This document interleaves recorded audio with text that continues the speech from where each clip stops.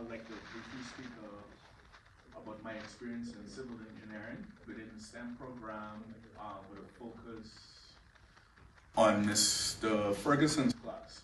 My experience thus far in land surveying was that of immense and invaluable, because what it did, it taught me about problem solving.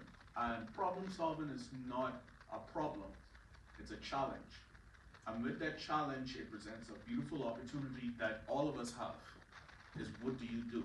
And I'd like to piggyback on our moderator, and he said, why? Why are you doing it? And why did you come here?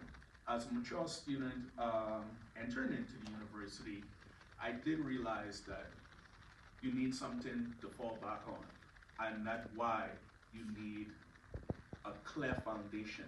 And I feel that this class has provided a good solid foundation for problem solving. And within our country now, we're facing a bunch of problems, but how do we tackle them?